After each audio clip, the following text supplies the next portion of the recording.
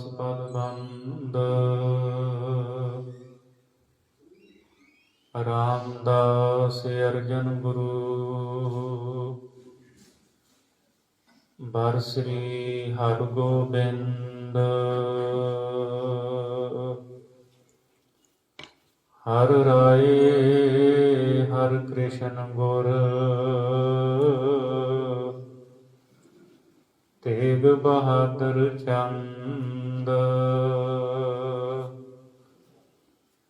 ਦਸਵੇਂ ਗੋਬਿੰਦ ਸਿੰਘ ਗੁਰੂ ਨਮੋ ਚਰਨ ਅਰਬਿੰਦ। ਜਿਸ ਮਹਿ ਅੰਮ੍ਰਿਤ ਗਿਆਨ ਹੈ ਮਾਣਕ ਭਗਤ ਵੈਰਾਗ। ਗੁਰੂ ਗ੍ਰੰਥ ਸਾਹਿਬ ਉਦਦ ਬੰਦੋਂ ਕਰ ਅਨੁਰਾਗ। ਸ੍ਰੀ ਗੁਰ ਸ਼ਬਦ ਕਮਾਏ ਜਿਨ ਜੀਤੇ ਪੰਚ ਵਿਕਾਰ। ਤਿਨ ਸੰਤਨ ਕੋ ਬੰਦਨਾ ਸਿਰ ਚਰਨਨ ਪਰ ਧਾਰ।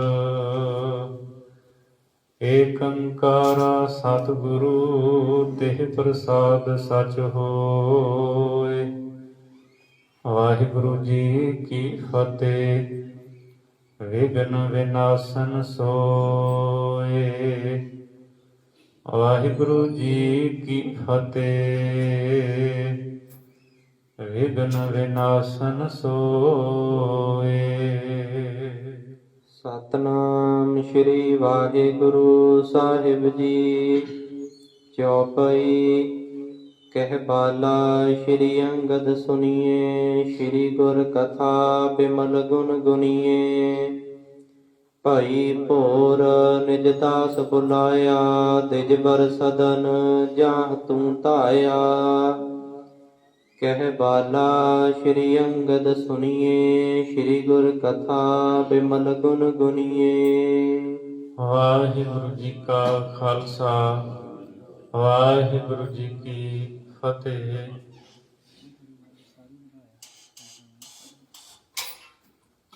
ਪਰਮ ਸਤਿਕਾਰਯੋਗ ਜੁਗੋ ਜੁਗ ਅਟਲ ਚਵਰ ਛਤਰ ਤਖਤ ਦੇ ਮਾਲਕ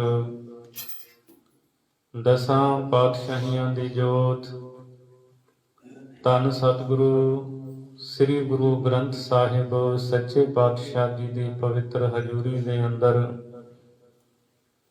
ਹਾਜ਼ਰੀਆਂ ਭਰ ਰਹੀ ਸਤਿਗੁਰਾਂ ਦੀ ਸਾਜੀ ਨਿਵਾਜੀ ਗੁਰੂ ਰੂਪ ਗੁਰੂ ਖਾਲਸਾ ਸਾਧ ਸੰਗਤ ਜੀ, ਆਪ ਜੀ ਸਤਿਗੁਰਾਂ ਦੀ ਪਵਿੱਤਰ ਅੰਮ੍ਰਿਤ ਬਾਣੀ ਸਰਵਣ ਕਰ ਰਹੇ ਸੀ।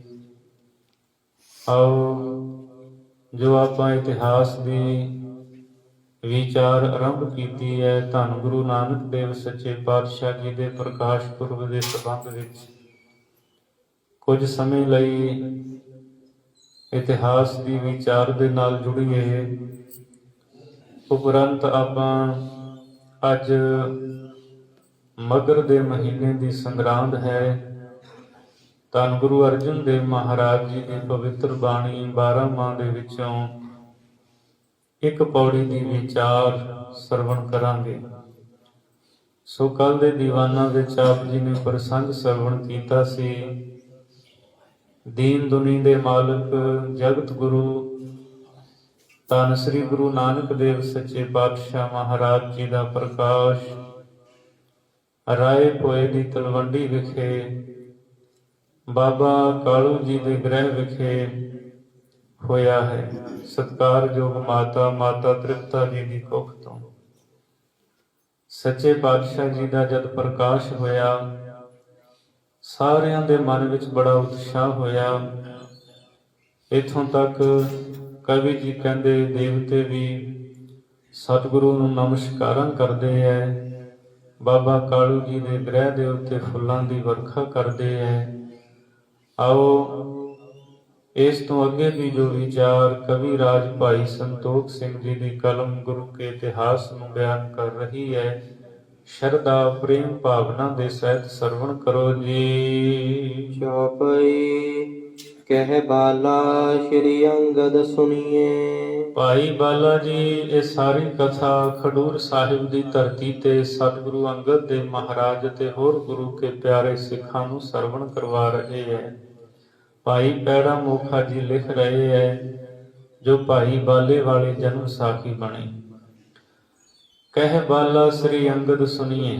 ਭਾਈ ਬਾਲਾ ਜੀ ਕਹਿੰਦੇ, ਧੰਨ ਗੁਰੂ ਅੰਗਦ ਦੇਵ ਸੱਚੇ ਪਾਤਸ਼ਾਹ ਜੀ ਆਪ ਜੀ ਸੁਣੋ। ਸ੍ਰੀ ਗੁਰ ਕਥਾ ਬਿਮਲ ਗੁਣ ਗੁਣੀਏ। ਧੰਨ ਸ੍ਰੀ ਗੁਰੂ ਨਾਨਕ ਦੇਵ ਮਹਾਰਾਜ ਜੀ ਦੀ ਪਵਿੱਤਰ ਕਥਾ, ਜੀਵਨ ਕਥਾ ਸ੍ਰੇਸ਼ਟ ਗੁਣਾ ਵਾਲੀ ਹੈ, ਉਜਲ ਗੁਣਾ ਵਾਲੀ ਹੈ, ਵਿਚਾਰ ਨਾ ਕਰੋ। ਭਈ ਭੋਰ ਨਿਜ ਦਾਸ ਬੁਲਾਇਆ। ਸਤਿਗੁਰੂ ਗੁਰੂ ਨਾਨਕ ਸਾਹਿਬ ਮਹਾਰਾਜ ਜੀ ਦਾ ਜਦ ਪ੍ਰਕਾਸ਼ ਹੋਇਆ, ਬਾਬਾ ਕਾਲੂ ਜੀ ਨੂੰ ਦਾਸੀ ਨੇ ਖਬਰ ਦਿੱਤੀ। ਆਪ ਨੇ ਬਹੁਤ ਖੁਸ਼ੀ ਹਿਰਦੇ ਵਿੱਚ ਮਨਾਈ ਹੈ।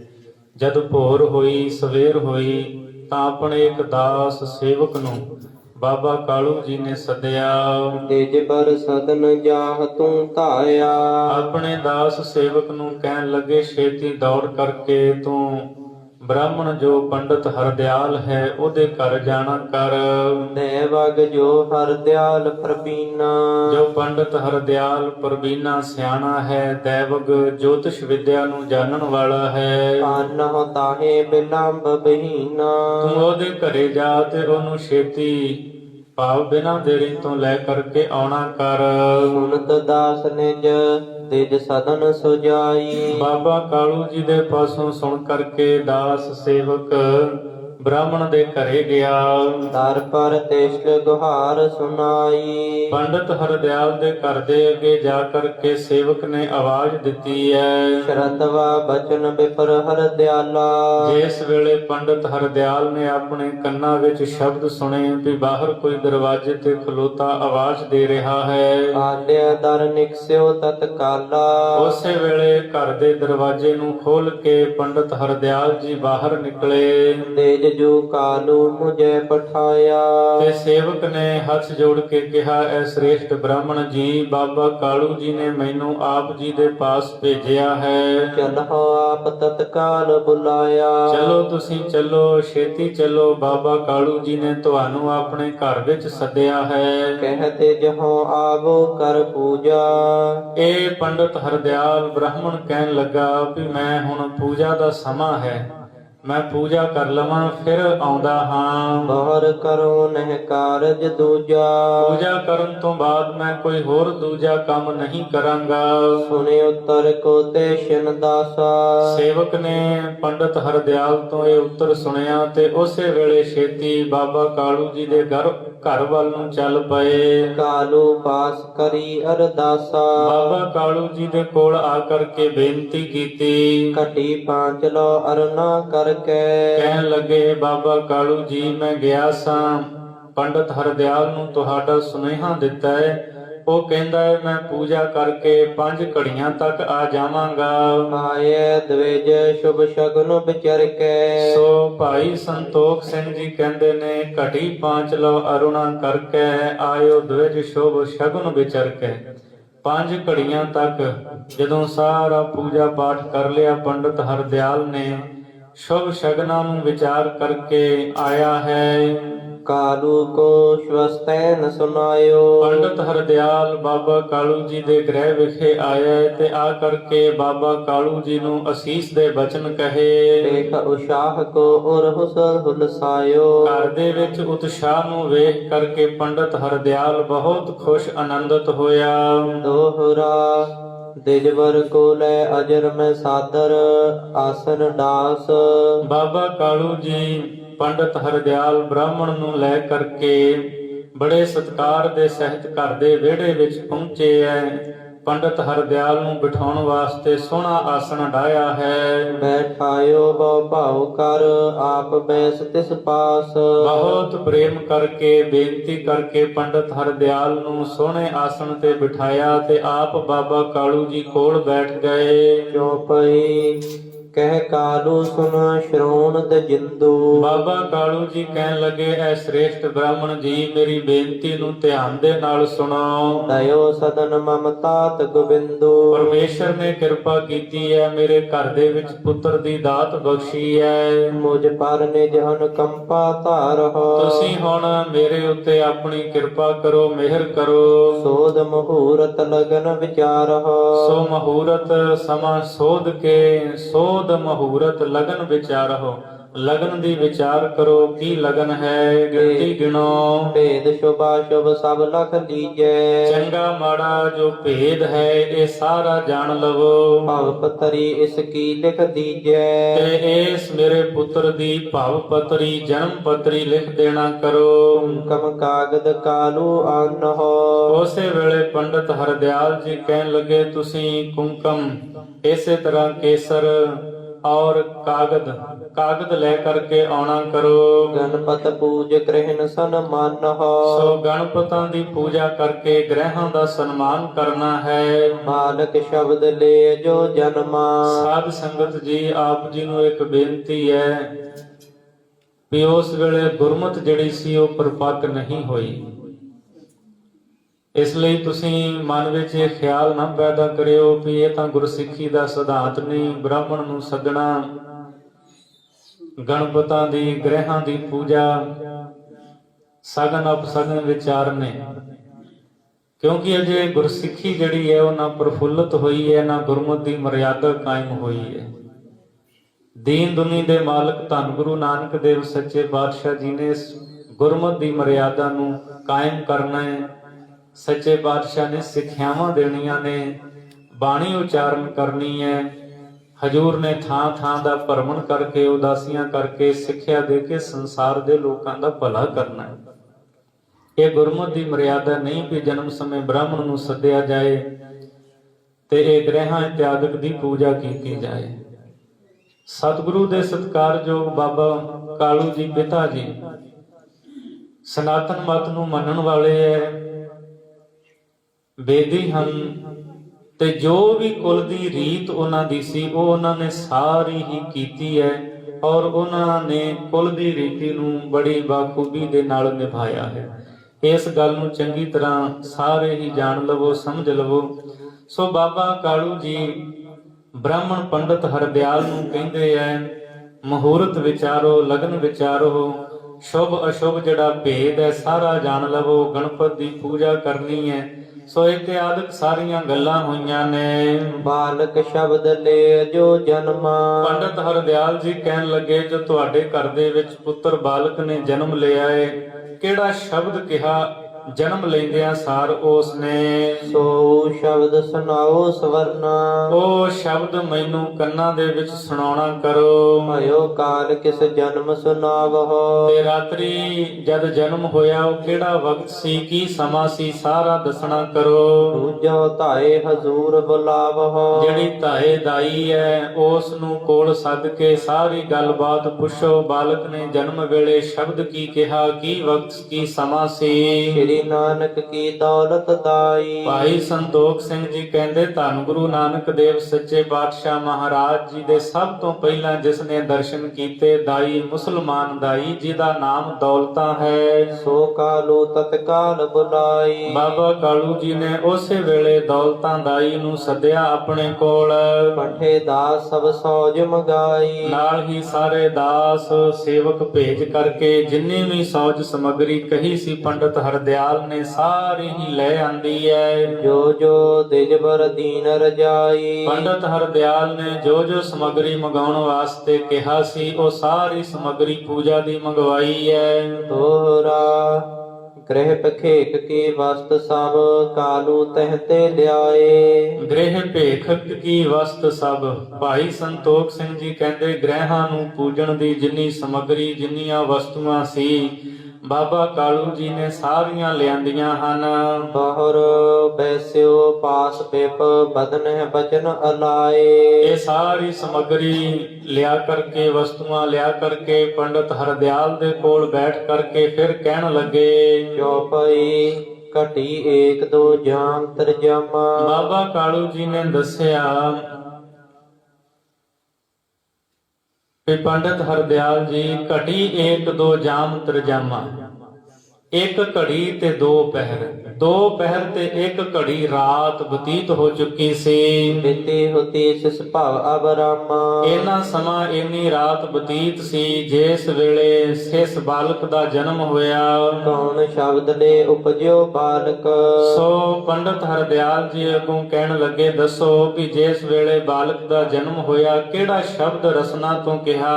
ਧਾਏ ਬਤਾਵੋ ਸੋ ਤਤਕਾਲਿਕ, ਦੌਲਤਾਂ ਦਾਈ ਨੂੰ ਕਹਿਣ ਲੱਗੇ, ਐ ਦੌਲਤਾਂ ਦਾਈ ਛੇਤੀ ਤੂੰ ਦੱਸਣਾ ਕਰ ਇਸ ਬਾਲਕ ਨੇ ਰਸਨਾ ਤੋਂ ਸ਼ਬਦ ਕੀ ਕਿਹਾ। ਬੋਲੇ ਬਚਨ ਦੌਲਤਾ ਦਾਈ, ਪੰਡਤ ਹਰਦਿਆਲ ਦੇ ਪਾਸੋਂ ਸੁਣ ਕਰਕੇ ਦੌਲਤਾਂ ਦਾਈ ਬਚਨ ਬੋਲੀ ਹੈ। ਸੁਨੋ ਬਿਰਤਾਂਤ ਅਹੋ ਦਿਜਰਾਈ, ਕਹਿਣ ਲੱਗੀ ਹੈ, ਸ੍ਰੇਸ਼ਟ ਬ੍ਰਾਹਮਣ ਜੀ ਜੋ ਬਿਰਤਾਂਤ ਇਸ ਬਾਲਕ ਦੇ ਜਨਮ ਵੇਲੇ ਹੋਇਆ ਹੈ ਤੁਸੀਂ ਧਿਆਨ ਦੇ ਨਾਲ ਸੁਣਨਾ ਕਰੋ। ਬਹੁ ਸਿਸ ਜਨਮੇ ਮਮ ਕਰ ਮਾਹੀ, ਸੋ ਇਹ ਗੱਲ ਖਾਲਸਾ ਜੀ ਬੜੇ ਧਿਆਨ ਦੇ ਨਾਲ ਸਰਵਣ ਕਰੋ।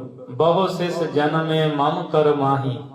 ਦੌਲਤਾਂ ਦਾਈ ਕਹਿਣ ਲੱਗੀ, ਪੰਡਤ ਹਰਦਿਆਲ ਜੀ ਬਹੁਤ ਸਾਰੇ ਬਾਲਕਾਂ ਨੇ ਮੇਰੇ ਹੱਥਾਂ ਦੇ ਵਿੱਚ ਜਨਮ ਲਿਆ ਹੈ ਅੱਜ ਤੱਕ, ਯਹ ਅਚਰਜ ਕਬ ਦੇਖਿਓ ਨਾਹੀ, ਪਰ ਜੋ ਅਚਰਜ ਹੈਰਾਨੀ ਦੀ ਗੱਲ ਇਸ ਬਾਲਕ ਦੇ ਜਨਮ ਵੇਲੇ ਹੋਈ ਹੈ ਉਹ ਮੈਂ ਕਦੇ ਵੀ ਨਹੀਂ ਵੇਖੀ। ਦੀਰਘ ਨਰ ਜੋ ਬਿਕਸ ਮਿਲੇ ਹੈ, ਜਿਵੇਂ ਬਹੁਤ ਸਾਰੇ ਲੋਕ ਆਪਸ ਵਿੱਚ ਮਿਲ ਕੇ ਖੁਸ਼ ਹੁੰਦੇ ਐ, ਪ੍ਰਸੰਨ ਹੁੰਦੇ ਐ, ਤਿਉ ਇਨ ਕੀਨੇ ਸ਼ਬਦ ਭਲੇ ਹੈ, ਇਸ ਤਰ੍ਹਾਂ ਇਸ ਬਾਲਕ ਨੇ ਸ਼ਬਦ ਕਹੇ ਐ ਤੇ ਸ਼ਬਦ ਕੀਤੇ ਐ।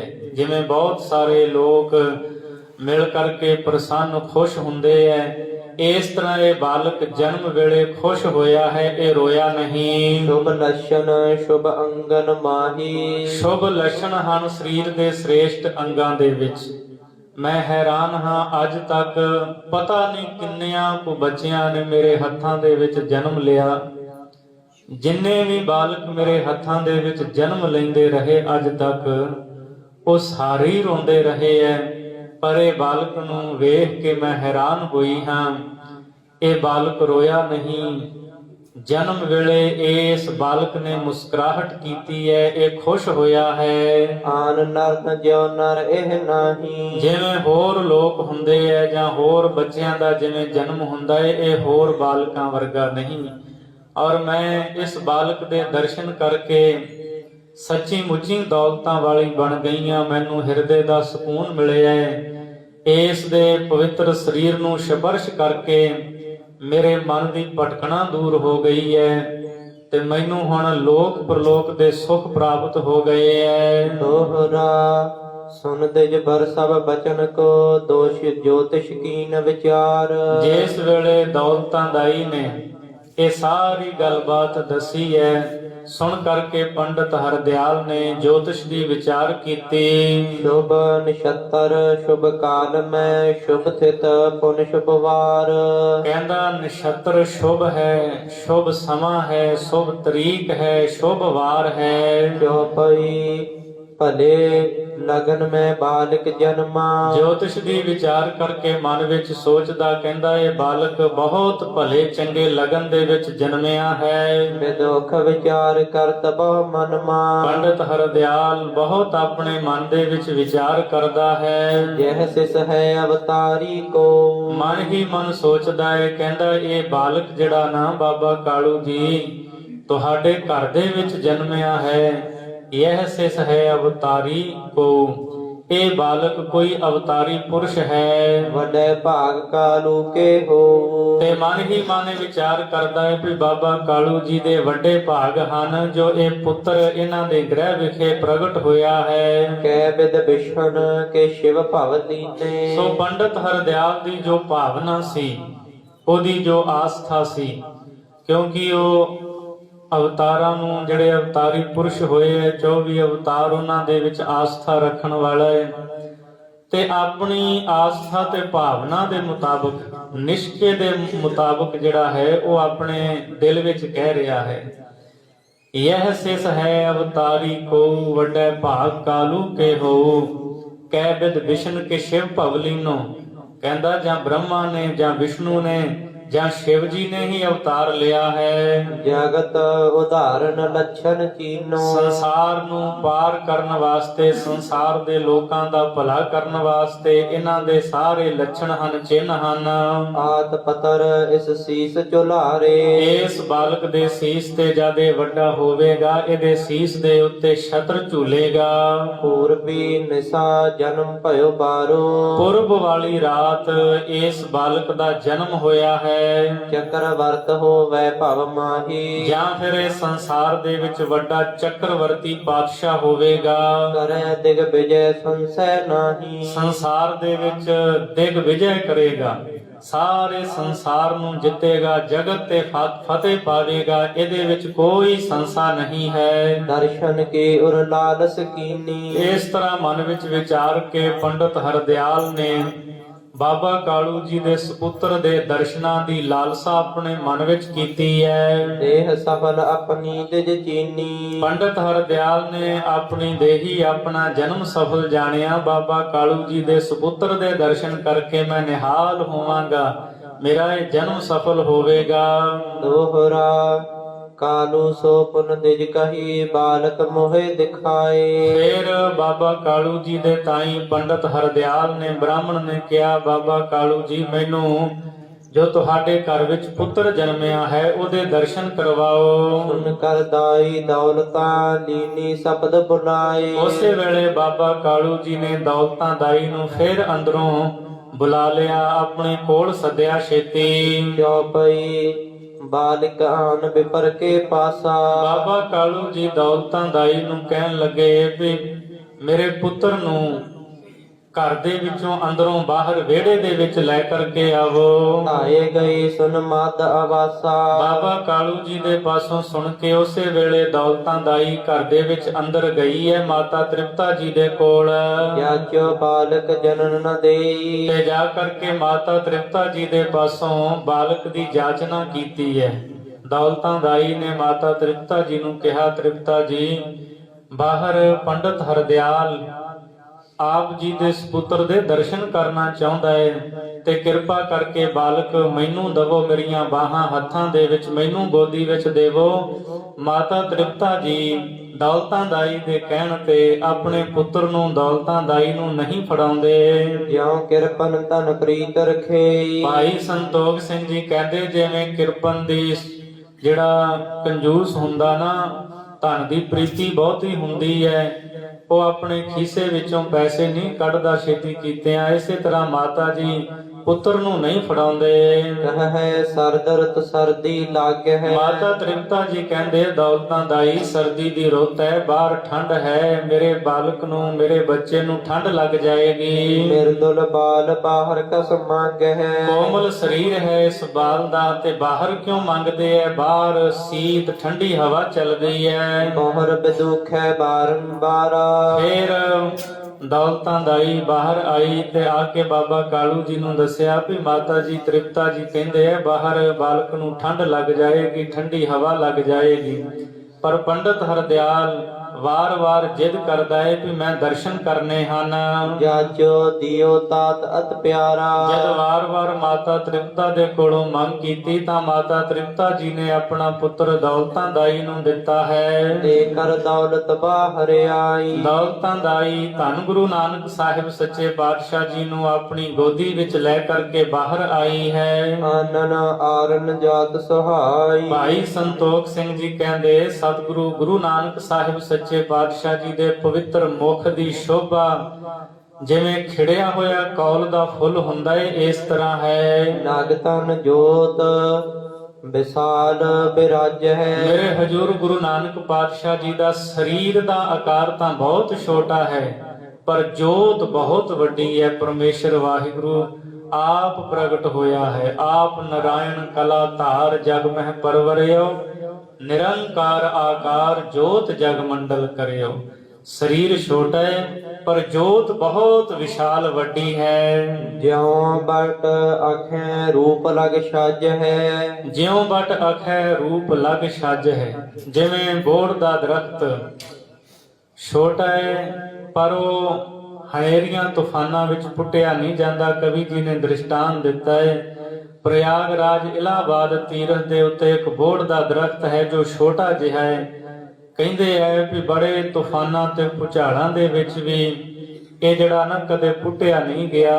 ਉਹ ਕਵੀ ਜੀ ਨੇ ਦ੍ਰਿਸ਼ਟਾਂਤ ਦਿੱਤਾ ਹੈ, ਸਰੀਰ ਛੋਟਾ ਹੈ ਪਰ ਜੋਤ ਬਹੁਤ ਵੱਡੀ ਹੈ। ਦੋਹਰਾ ਦਿਜਵਰ ਆਤਮਤਵਾਨ ਮਨ ਸਰਬ ਲਿੰਗ ਪਹਿਚਾਨ। ਪੰਡਤ ਹਰਦਿਆਲ ਸ੍ਰੇਸ਼ਟ ਮਤ ਵਾਲਾ ਹੈ। ਧੰਨ ਗੁਰੂ ਨਾਨਕ ਸਾਹਿਬ ਸੱਚੇ ਪਾਤਸ਼ਾਹ ਜੀ ਦੇ ਦਰਸ਼ਨ ਕੀਤੇ, ਸਰੀਰ ਦੇ ਸਾਰੇ ਅੰਗਾਂ ਦੇ ਦਰਸ਼ਨ ਕੀਤੇ ਤੇ ਪਹਿਚਾਣਿਆ ਜਾਣਿਆ ਹੈ। ਕੀਰਤ ਉਰ ਹਰਖਤ ਸਰਸ ਠਾਡਾ ਭਇਓ ਸੁਜਾਨ। ਧੰਨ ਸ੍ਰੀ ਗੁਰੂ ਨਾਨਕ ਦੇਵ ਸੱਚੇ ਪਾਤਸ਼ਾਹ ਮਹਾਰਾਜ ਜੀ ਦੇ ਦਰਸ਼ਨ ਕਰਕੇ ਪੰਡਤ ਹਰਦਿਆਲ ਜਿੱਥੇ ਬੈਠਾ ਸੀ ਦੋਨੋਂ ਹੱਥ ਜੋੜ ਕਰਕੇ ਖਲੋ ਗਿਆ ਹੈ। ਦੋਨੋਂ ਹੱਥ ਜੋੜ ਕਰਕੇ ਪੰਡਤ ਹਰਦਿਆਲ ਨੇ ਧੰਨ ਗੁਰੂ ਨਾਨਕ ਦੇਵ ਸਾਹਿਬ ਸੱਚੇ ਪਾਤਸ਼ਾਹ ਜੀ ਦੇ ਚਰਨਾਂ ਵਿੱਚ ਨਮਸਕਾਰ ਕੀਤੀ ਹੈ, ਮੱਥਾ ਟੇਕਿਆ ਹੈ ਔਰ ਮਨ ਹੀ ਮਨ ਕਹਿੰਦਾ ਹੈ ਇਹ ਬਾਲਕ ਆਮ ਬਾਲਕ ਨਹੀਂ, ਇਹ ਅਵਤਾਰੀ ਪੁਰਸ਼ ਹੈ। ਦੁਨੀਆ ਦੇ ਵਿੱਚ ਜਗਤ ਨੂੰ ਫਤਿਹ ਕਰੇਗਾ, ਇਹਦੇ ਸੀਸ ਤੇ ਛਤਰ ਝੂਲੇਗਾ, ਸਾਰੇ ਹੀ ਇਹਦੇ ਚਰਨਾਂ ਦੇ ਵਿੱਚ ਝੁਕਣਗੇ, ਅਨੇਕਾਂ ਦਾ ਪਾਰ ਉਤਾਰਾ ਕਰੇਗਾ।